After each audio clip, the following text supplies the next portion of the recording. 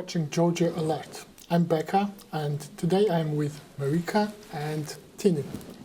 We're going to be talking about Georgian news, the recent events that have been unfolding in Georgia recently.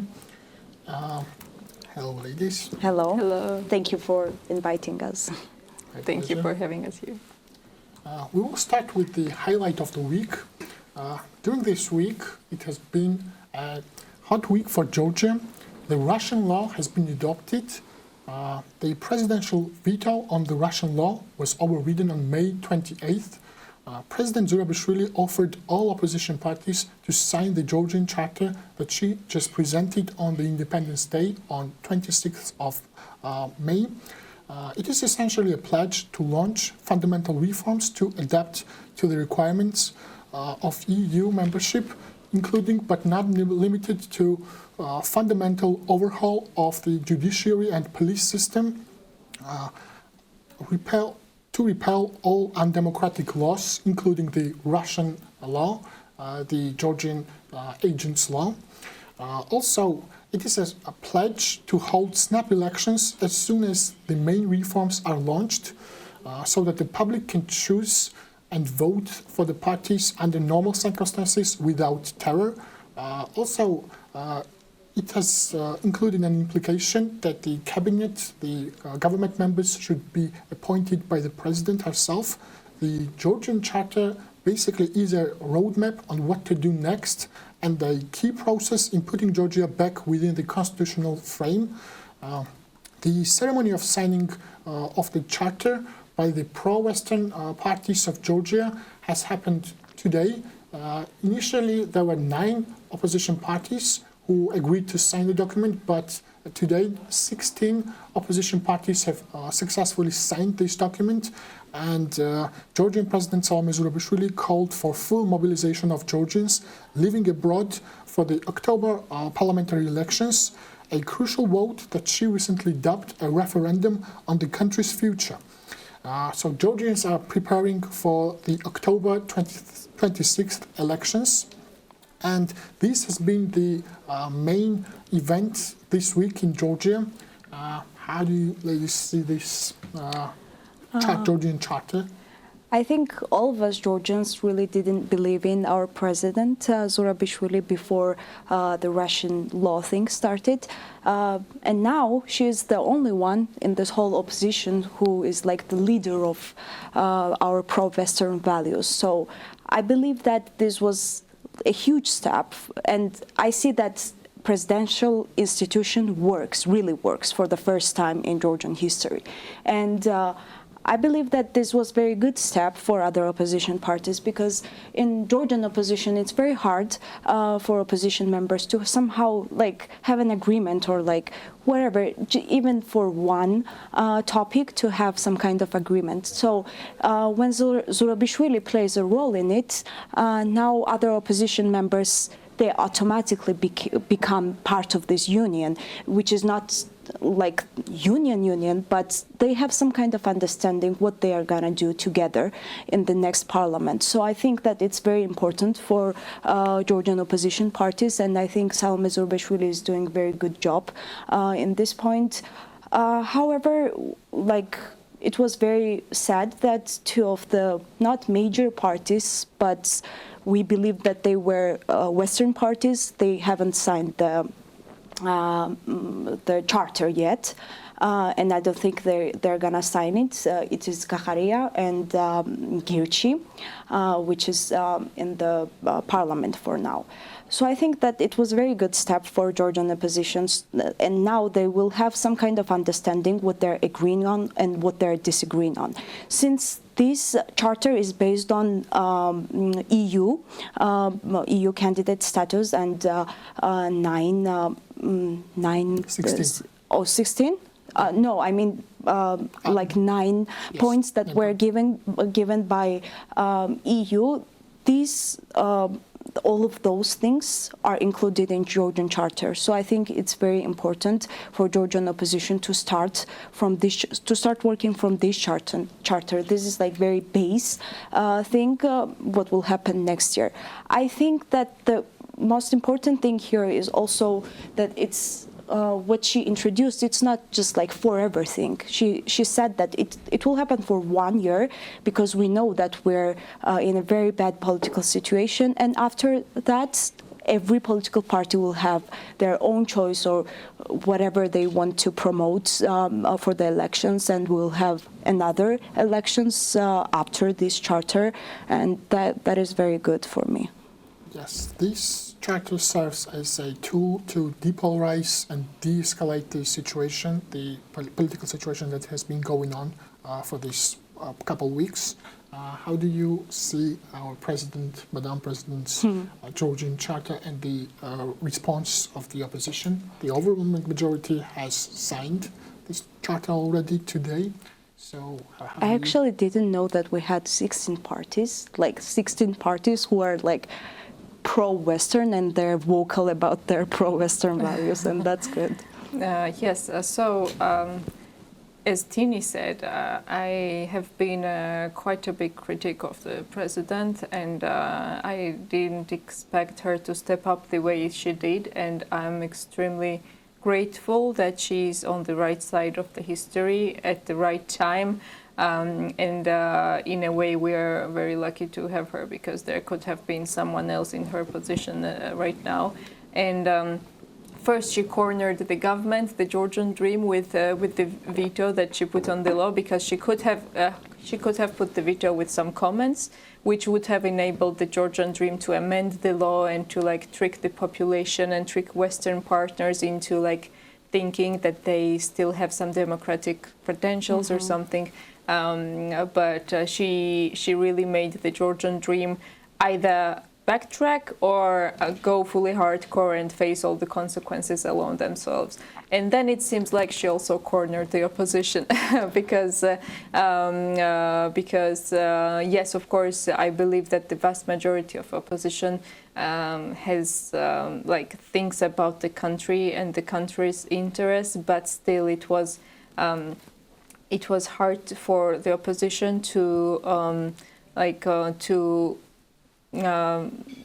sit down together and to agree on everything, on every individual point, because all of them are equals. And suddenly the president gives them the platform that is given in a way from above. And she is an umbrella, and her involvement facilitates the dialogue between the opposition easier and faster, and we don't have any time to lose. So I'm not necessarily saying that the opposition wouldn't have come to agreement without the charter, but definitely wouldn't have been as easy and fast. So this saves us precious time, and who knows, maybe it's even more vital than we imagine now. So I think soon, like maybe years later, we will understand the real value of this charter.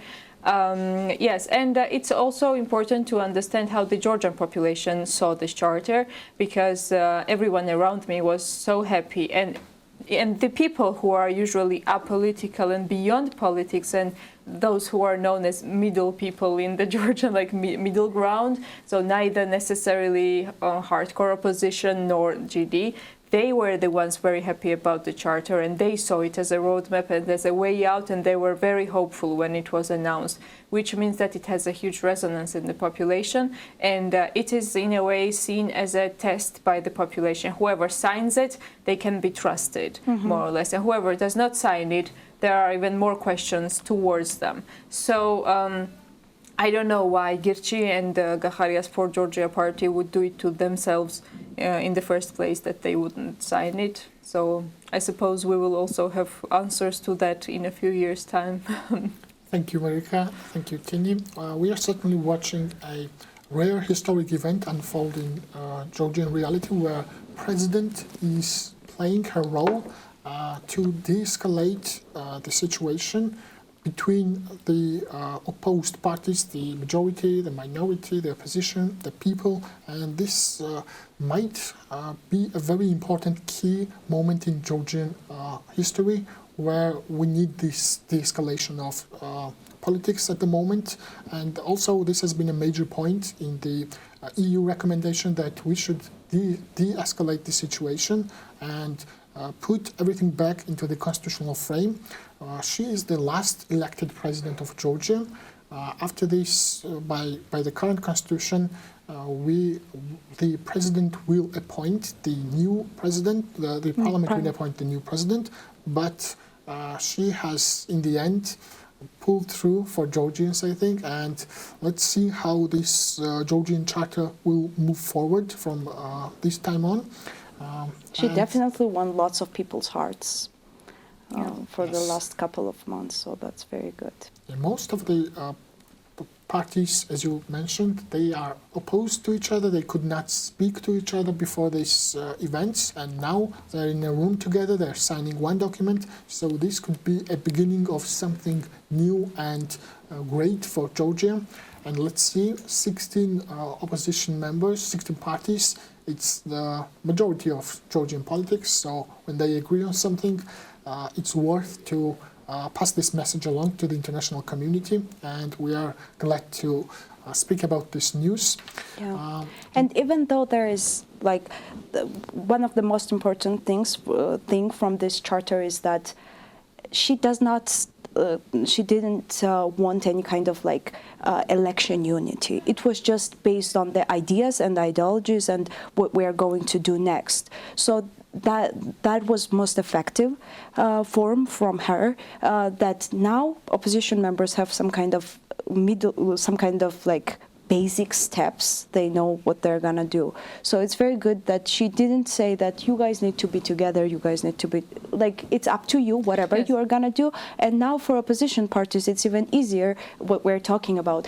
It's even easier that now they know with whom they can have some kind of unity with, because if they didn't sign the Georgian charter, they're we know that we don't need to talk to them because they don't agree on these basic values that we want. Yeah, and also the principles inside, which is about reforms, and then about snap elections, which is backed by the population, because the population understands that these elections are not normal elections. It's elections under terror, and parties will not be represented normally, and we need elections soon after fast, because anyone elected now, it's hard for them to have a 4-year-long mandate because, it's not normal elections, and the parliament elected will not be fully representative. So when Tini mentioned that it's good that the president didn't put the technical unity and didn't go into details of the opposition's work and homework, it's, yes, in a way good, because now it's really hard to refuse to sign the charter.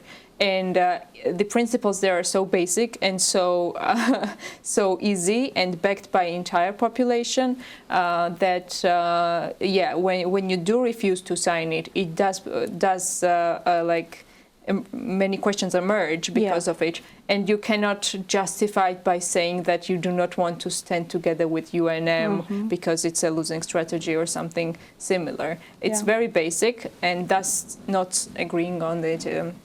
Sure. It's yes. The heart of this Georgian charter is that we agree that we want to move towards West and also to repel this Russian law, this foreign agents law, and everybody agrees around this. Other points might be debatable, but this is the heart of this document. Let's move on to the next event.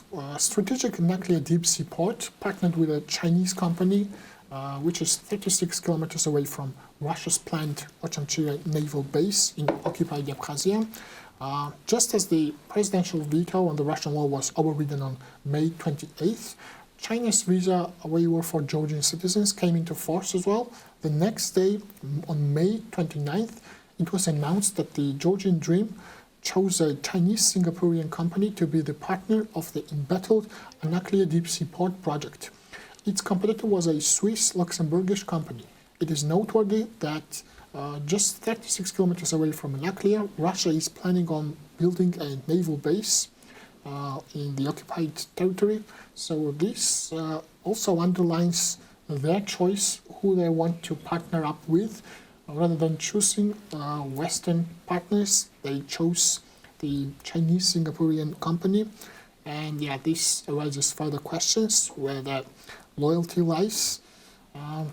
This project, Anaklia project, has been a key project for Georgia to develop the deep sea port, but it has been on hold And now, hopefully, at least it might start to move along, this project. But yeah, who is going to be in charge of this project is questionable, to say the least. Yes, if I may add, Sure. if I'm not interrupting. Yeah, so it's not a coincidence that the Anaklia deep sea port partnering with the Chinese was announced the day after the Russian law was adopted. And like several years ago, Mike Pompeo, he warned Georgia government of not giving in to the influences of Russia and China, specifically in terms of the Anaklia deep sea port. And that's exactly what they're doing. Anaklia is very strategic, not just to Georgia, but also to the entire middle corridor, the east-west corridor that runs through Georgia and Azerbaijan and Central Asia.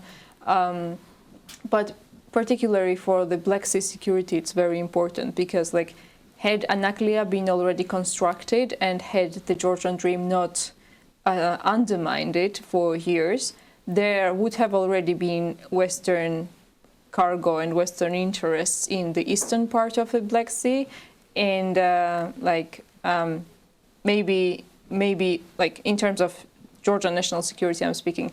Maybe the West would have had even tougher reaction on Russia's planned construction of naval base in occupied Abkhazia or Chamchira, because like when the Western companies and the port owned by Westerners essentially is right there, a few kilometers away, it's different. But right now there's nothing, and when there will be something, it will be Chinese owned. So what the Georgian Dream did is that they undermined a Western strategic interest, which in Georgia is similar to Georgia's national interests. Like Georgian national interests are inherently tied with the West, right?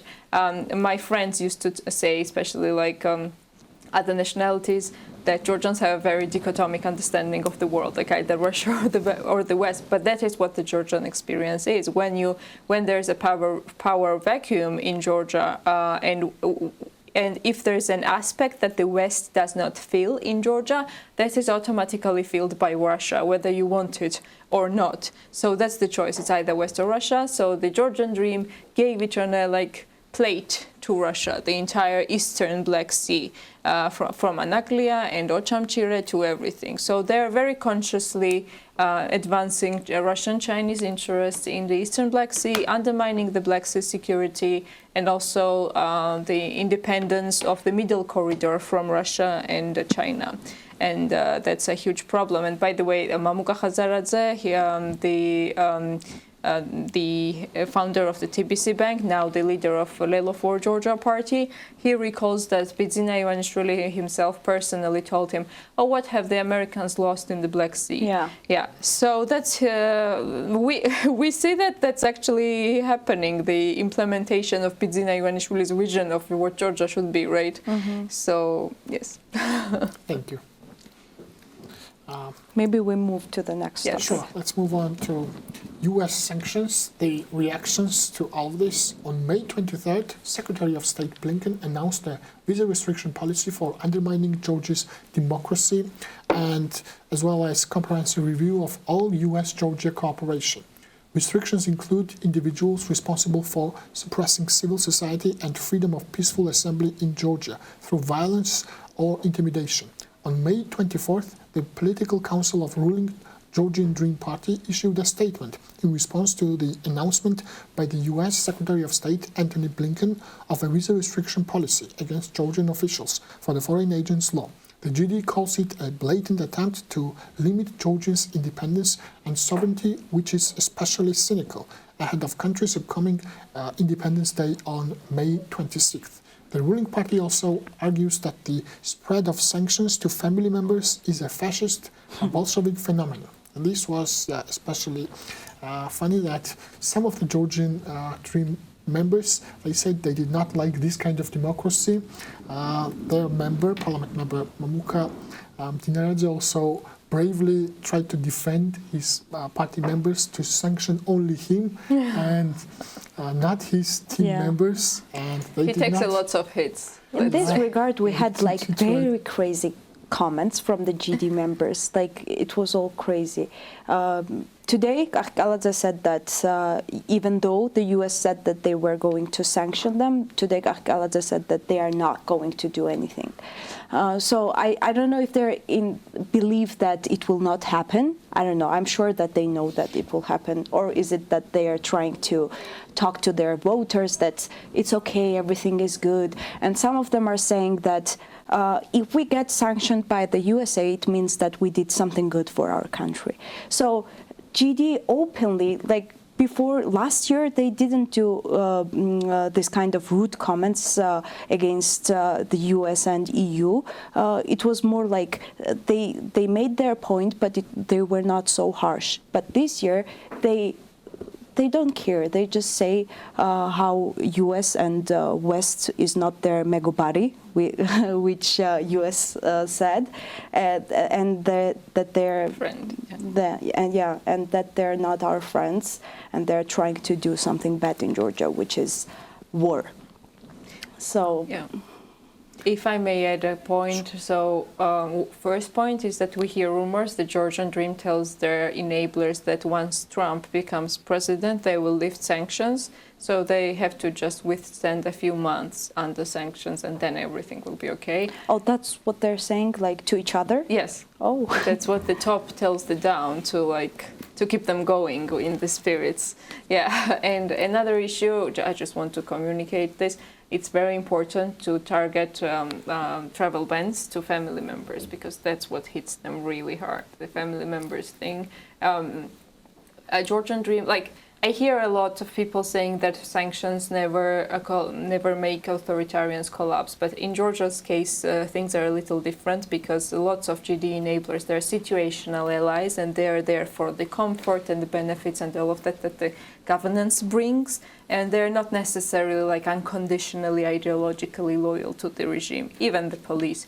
So it is possible to crack them with pressure, with the loss of social status, and this. Yeah, and we've seen example of it.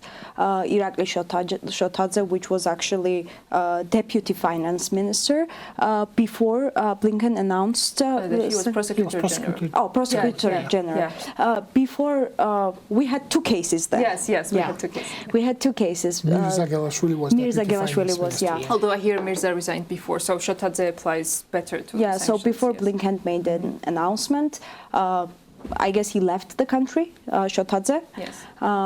He left to the USA, and he made a statement. So it really does work. Not probably not for Irakli Kobakhidze, prime minister and top members, but as the normal GD member, they really do care, because we know that they had not marriages, but they took their wives to EU and USA to have children with the citizenship of the West. Yes. So all of their sons and daughters study in the USA. So for example, Garibashvili, he did a special thing when he took his son to the USA with taxpayers' money. But I don't know what their children's thoughts are. Like, what do they think? They might get restrictions, and they might have to come back to Georgia to study, to continue study. So I think that it's really important from the EU and from the US to make this kind of restrictions. Yeah, and if I may add, so I hear that the EU doesn't want divisions inside the alliance, so they don't want to sideline Hungary, but it's very important that they sideline Hungary if needed, because if Georgians fail in these protests, despite all the unprecedented process and all the unprecedented support that we got from the West right now, because the legislative acts and sanctions is the first time we have this, right? If we fail, this law is coming in many European countries. The Western Balkans, they're already on their way to adopt the law. It was discussed in Serbia, it's discussed in Republika Srpska inside Bosnia, it's in Slovakia, Hungary. So Russia is looking for Georgia as a test ground. And if Georgia fails, despite all the unprecedented protests, then nothing will stop this law from spreading in other vulnerable states inside Europe. So just to keep Europe safe, not even about Georgia, Europe needs to sideline Hungary and impose sanctions individually as states if need be. Yeah. To add on top of that, this is just the beginning. These visa restrictions, the travel restrictions are the first step of the sanctions. This has been the experience with Russian sanctioned list of people. Also, it's funny that this our GD party calls the West the global war party, and yet they choose to send their children to receive education in the West, in US, in EU. They choose to take their family for vacations there. They choose to go on shopping sprees there. Style. Yes, but on other hand, they are the global war party, and yes, but of course it's natural because US and the EU are not members to any particular group of people or parties in Georgia. They are friendly towards the Georgian democracy. It is the democracy that is now under threat by the ruling party who has been in power for 12 years. And that's what the reality is, that the West is telling the leadership that it's been too long. In order for democracy to work, there must be some kind of discourse. The opposition must be given a voice, and the changing dynamics is natural for democracy. This is not the way to go about in one party to rule the country for so long, and that's why they are announcing the West as the enemy or as the global war party. This is the reason, and not they don't believe in this. I don't know, fairy tales. I think this is, also to add on top of this, in a joint statement issued on May 24th, the Megabari Act was announced in the US, preparing Georgia's People's Act in Senate, and Megabari means friend in Georgian.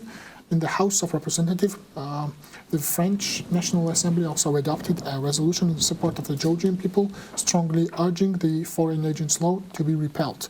After prosecutor, the Shotadze was resigned after these events, and he left for US.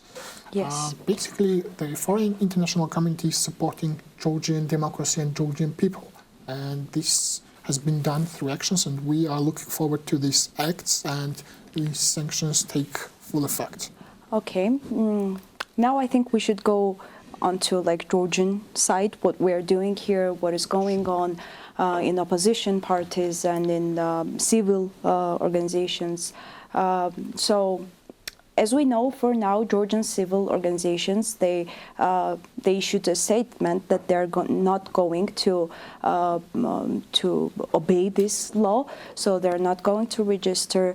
I personally think that they should have some kind of loopholes that they find in this thing, and maybe somehow they will continue working, but in different kind of loopholes.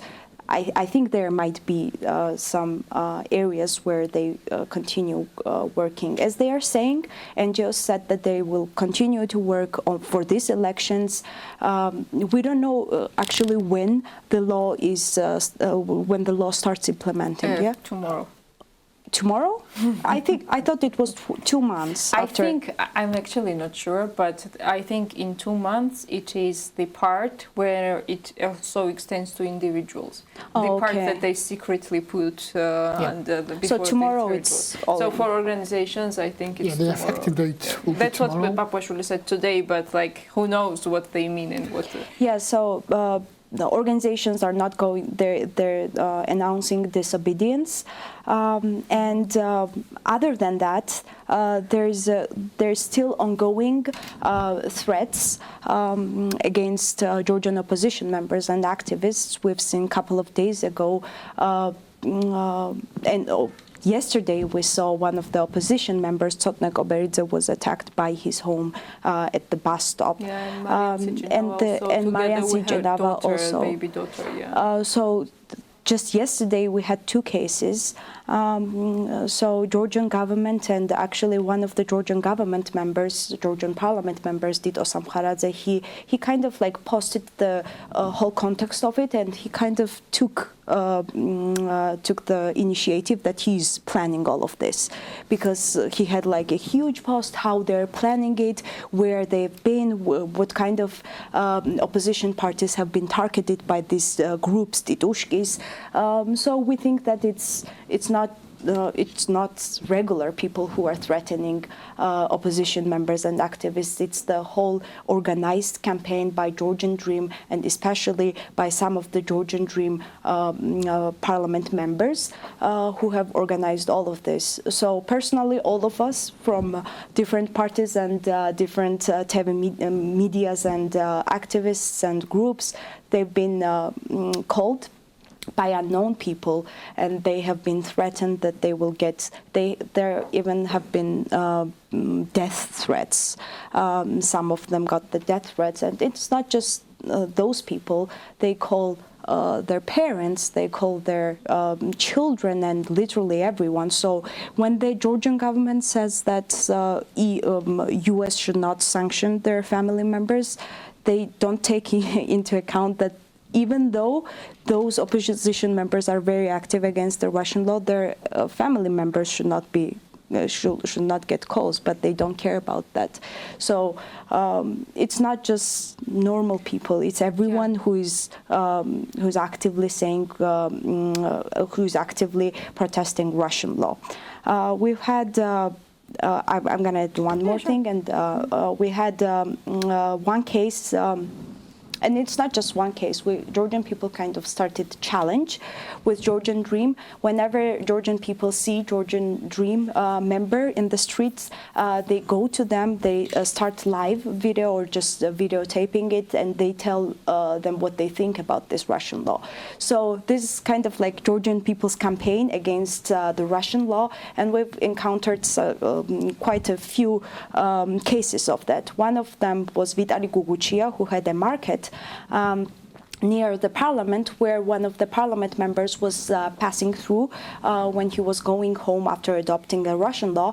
And during this time, one of the citizens went to him and started recording, and that's when he got angry. He got out of the car, he grabbed one of the oranges that he saw, and he just threw it. So this orange was Vitaly Guguchia's, who had a market near Parliament, and the next day Georgian Dream Parliament member went to him and started apologizing for grabbing the orange, and that's when Vitaly Guguchia started talking, and he never stopped. He explained very well why this Russian law was Russian, and even other parliament opposition members and other opposition members have not explained this very well. So Vitaly he had like 1 million viewers from this video, because his explanation was very normal, and it was like everyone could understand it very well. So this is some kind of challenge that I really like, that now Georgian Dream members cannot walk in the streets without like people's comments, and they cannot live how they lived 1 year ago, because now they're clearly pro-Russian. Yes, definitely. And in Vitaly Guguchia's response, it was like, "Oh, don't mind the orange. You took the future away from my 4 children." That was really cool. And I just wanted to add about the violence. So even violence has norms in culture, right? Some things are more accepted than others, are like straight out outrageous for cultures. In Georgian culture, touching family members and like women and the elderly is like off topic. And they are purposefully targeting our family members, especially like the women of the family and the elderly, to sow panic for us and to remove all sense of security we might have. For example, if in normal circumstances, even under a bad government, I wouldn't worry about my grandma, who is 84, let's say. Right now, I know that they don't have any limits and red lines, so they make me, not me, but everyone, I mean, like everyone, they make us afraid for everything that we would otherwise have been calmer about. So yeah, that's the thing. And then they staged attack on Vitaly Guguchia and had it recorded on television, and now he's prosecuted for obstructing television's work. Yeah, of course he would be like punished somehow, because he spoke up. And I want to continue on that and add that it's not just like this kind of cases, which is like this kind of people who go to people's houses and attack people. They have masks, so we don't know who they are. But it's not just that. Our government said very clearly, especially Hareba, admitted very clearly that he's going to punish everyone. So for our viewers, Hareba, which is Riyad Harazishvili, he's the head of Special Task Department of Ministry of Internal Affairs. So he should be the person who is responsible for people's safety and protesters' safety, but he's the one who he didn't even fear. He just came out to the television and he said that he has he has the list where he has all of the people who needs to be beaten up during the protests. So it's not just like normal kind of violence. It's state-claimed violence, which is which Georgian Dream is conducting. Yeah, and then the Prime Minister Gobakhidze said that, oh, the statement from Hareba was just irony. What's the problem? Yeah. I think we have moved on from the legal and constitutional framework. It has been like this for more than a month since this whole Russian law was reenacted again. It has started after that people were getting called and they were threatened why they stand against this law, why they protest this. They were very clear about why they were doing this, and the violence that is being going on in the streets every day, it has been done with a political intent. And this was against the law even in the Roman Republic. Like, even in barbaric times, people understood that you should not beat up the opposition members who do not like your policies. This is why a parliament exists, where there should be debates, the laws, legislation should be debated, but we also saw how this legislation passed. They did not allow any debate. They just decided on it, and they threw out of the room the opposition members who protested this legislation, who had any say against it.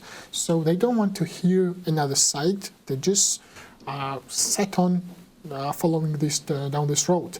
So people understand. It was a coup. It was a coup visually and contextually. It violates our constitution, Article 78, that says that all authorities should do everything possible to advance European and Euro-Atlantic integration.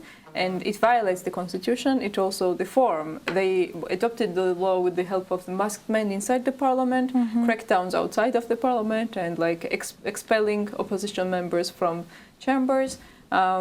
So the government has violated the constitution, and CSOs, they will be submitting the case to the constitutional court, and then if and when the constitutional court fails, because we know that it's unfortunately pocketed by the Georgian Dream, then this case will be sent to the European Court of Human Rights. Yeah, it's. I would like on top of that Georgian democracy is trying to fight by any means, by legal means, by the support of international community, and at this moment, the civil society organizations are trying to challenge this law in the constitutional court, but they can only challenge it based on the human rights chapter, the second chapter of rights. Also, the role of president comes here as well, because she's also promised that she's going to challenge this law as well, but she can challenge it based on the 78th article of the Constitution, which is about the responsibility of the government to lead us in the EU and NATO alliance, and they have been doing everything against their function and this responsibility. So we have two merits that this law will be challenged in the Constitutional Court. Let's see how this legal battle will unfold. But the story of Georgian democracy, if we are victorious in this legal battle, but certainly the people know where everyone stands. And today, these 16 opposition members that have signed this document, they certainly say that they're firmly decided on moving towards the West, and we don't want to move to the past where, Georgia has been dealing with Russia. And I don't know, what do you guys think about legal steps? I believe that going into the details of the Russian law will not lead us anywhere, because it's not about what is written there. It's about the whole context. So even though they're going to take it to the Europe civil societies, I believe that we need to be more focusing on the whole context of this law rather than what's written there, because what's written there might be like it might look very good on the paper, and it's not that what it looks on the paper. It's the whole context in it. So it's not just in Georgian court. I don't have any trust in, but in Europe maybe. But since we started about courts, let me just add one more news, because I think it's very important. It's about former Supreme Court judge who speaks of death threats to rule in Ivanishvili's favor. So it's not a new case. It's a case from 2-3 years ago, maybe. It's a Rustaviori case. Even five years. It's a long time ago. But since he started talking now, it's very good, because it means that he has been bothered. So Bessarion Alvaidze is the former Supreme Court judge, and he says that he was threatened with having his brains smashed if he did not rule in the Rustaviori case. And we all knew that the court has a clan and how it's ruled, but we didn't have any cases to prove it. So it was the first time that judge proved us that the court is ruled by the clan who is Bidzina Ivanishvili. It is important that the judges and the officials speak up themselves. Also, the opposition members have been asking the ruling party members to change their stance on this law and to resign and to join their ranks, the opposition. And we have seen certain leaders resign from the office, and let's see how this trend develops, and hopefully, yes, some of the ruling party members will decide to leave. Yeah. I'll just add one thing. So OSCE also said that this law is incompatible with international human rights standards, and the Secretary General of Council of Europe, she said that this negatively affects the pre-election environment for fair and free elections. So one key point is that the Georgian dream should be put under a big magnifying glass months before elections to expose their intimidation, pressure, and vote buying. And another, if the Georgian dream still rigs the elections, and if they're not broken as a system before elections, they definitely will rig elections. I hope that we can believe in our Western partners that they will not legitimize elections for the Georgian dream, because then that will cause really bad trends within Georgia. There will be people who will be saying that, oh, the opposition is protesting because they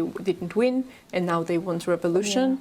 Yeah. You see that the West said that it's legitimate, right? So they shouldn't have that arguments. So I hope the West will stand with the people of Georgia. So I hear that sometimes, some say that it's problematic to expose the legitimacy of elections in a EU candidate country, because then it poses threats for continued European integration.